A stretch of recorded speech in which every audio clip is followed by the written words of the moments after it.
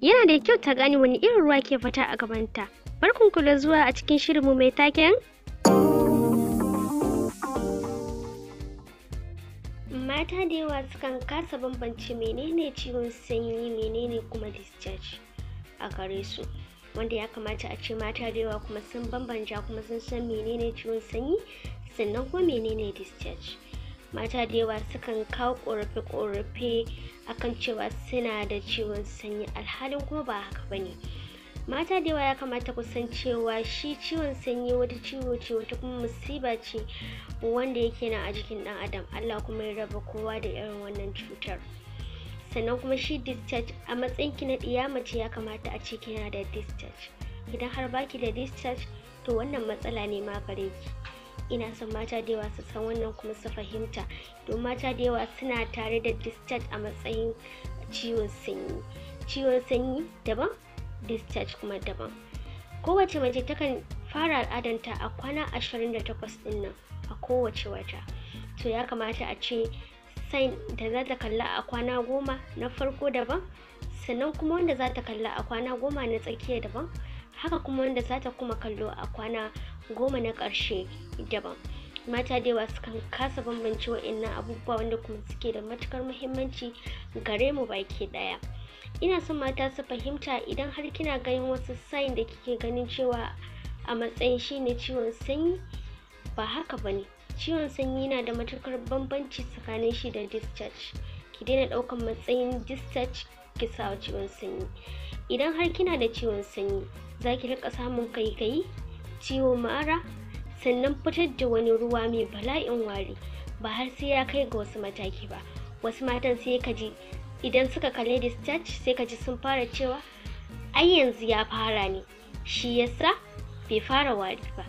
A'a, ki rika lura kuma ki rika fahimta wani lokaci da wani lokaci kike kallon wannan discharge din.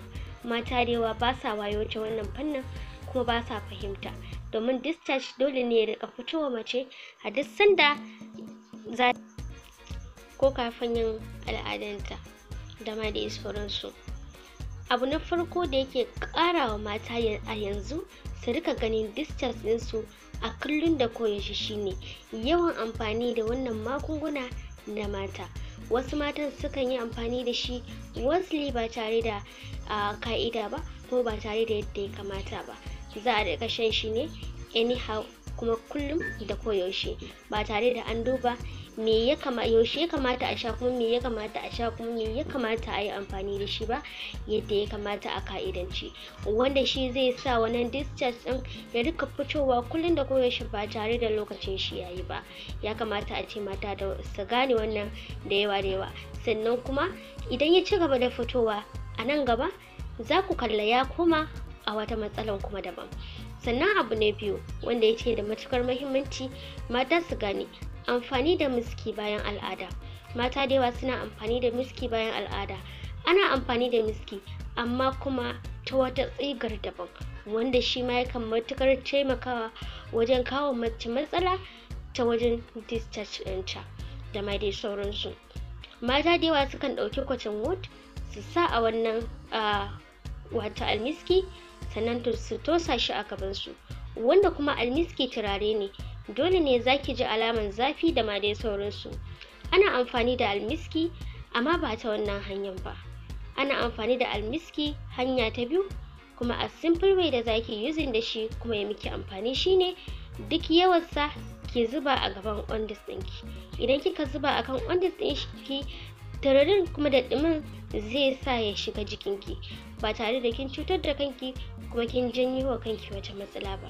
Ina fatan mata da yawa za su fahimci wannan kuma su gane. Mu kula da lafiyar mu domin mu gujewa wasu cututtuka da kuma ƙorafe-ƙorafe na yau da kullum da ma dai sauransu. Gode.